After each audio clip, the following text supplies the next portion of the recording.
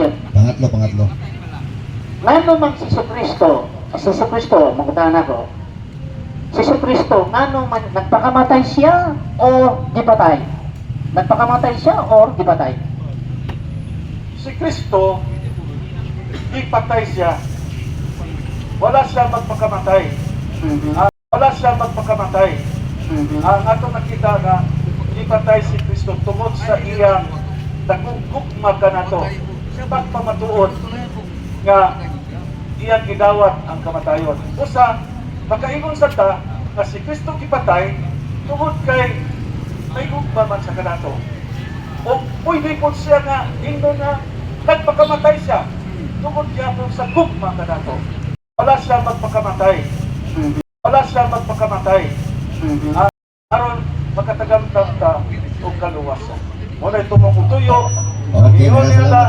maraming salamat. Presenta ato ta sa pang-apat, no? Pang-upat na question na. Pwede bang nagpakamatay? Pwede pong gipatay. Kamunay mo na una. Ikson, si Kristo, gipangutana, ug unsa iyang ilhanan nga siya usa ka propeta. Ingon si Kristo, sama ni Jonas. Si Jonas tulo ka adlaw o tulo ka gabi isulod sa tiyan sa isda, o mausap ang anak sa tao, tulo ka adlaw o tulo ka gabi binhi sa ita. Si Jonas buhi, pero ang pagtuo sa mga tao patay. O si Kristo buhi, pero ang pagtuo sa mga tao patay. Sama ba ni Jonas si Kristo? Actually, katong hitabo ni Jonas, nga sulod sa tayan sa isda, buhit siya. No? Pero atong pahibugatan, nga katong nahitabo ni Jonas sa tiyan sa isda, milagro to siya. Doon ay milagro nahitabo ni Jonas sa tiyan sa isda. Mo sa mga itong Ginoo, uman siya mamatay, nga nagbitay sa cross. Milagro po to siya, kay sa iyang pagkamatay, nabanhaw man siya. Kaya nagingon man siya sa Juan 19, 21. Patya ninyo kining maong lawas. Kay banhawon ko kini sulod sa tulog adlaw. So, nabanhaw. Salamat, no? 1 minute ra answer mo. Salamat. Og ato ta sa panglima, ikalimang pangutana. Ustads, okay. Akong basahon sa Hebrews chapter 5 verse 7 sa English. Ingon, in the days of his flesh, when he had offered prayers and supplication, which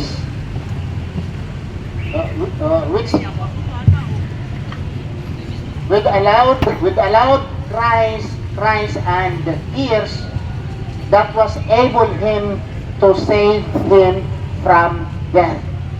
Gumikan sa iyang pag-ampo sa luha, makusog na pag-ampo, siya naluwas sa kamatayon. Ang pangutana ko, insakto ba ning bersikulo dili? Insakto ang bersikulo, pero ang atong pagsabot wala may insakto. Kay kanang Hebreano 5:7, nagpahibalora na siya, no? Na nag-ampo sa sangang amahan. Pero wala pang pasabot ka ang iyang pag-ampo gidungog ganuman. Pero wala pang pasabot ka ang iyang pag-ampo gidungog ganuman. Kay diha sa Gethsemane, ito awang atong Ginoo ingon, amahan ko, kuha kining kasakkupas sa kasakit. Apan ang imong pagbuot, amahan, maoy matubag. Put ipasabot nga kabubutong sa iyang amahan kasi Allah ang Diyos amahan nga ang pagbuot maoy matubag. Okay, dagasalamat, no? 1 minute ato ra nga tubag ato na punta sa pang-anim, no? Panglima. Pangunom nga pangutana, tama ra sa pito, ha. Okay, Ustaz, go sa imong ikaunom nga pangutana. Matod nimo wala gitubag ang pag-ampo ni Kristo. Pero matod sa Biblia, sa Mateo 7, premise 7, versikulo 7, maganaknak kamo, magatuktok kamo og pag-ablihan. Kinsa may mag-ampo ninyo mangayong isda, tagaan serbente. Kinsa may mangayo ninyo og tinapay, tagaan kamo og bato. Okay, pangutana. Ang pangutana, mo ni, hatag kong premise. Ang pangutana, ingon ka nga ang iyang pag-ampo wala tubaga. Ngano man ang Biblia nagsulti man ang pag-ampo tubagon. Pag-ampo tubagon. Last na ang answer last. Actually, ang atong Ginoo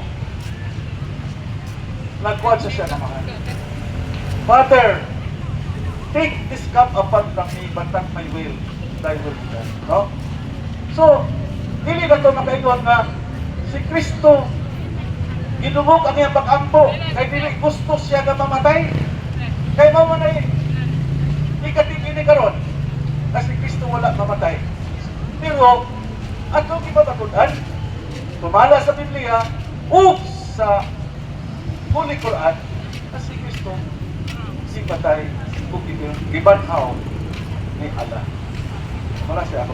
Okay, daghang salamat no og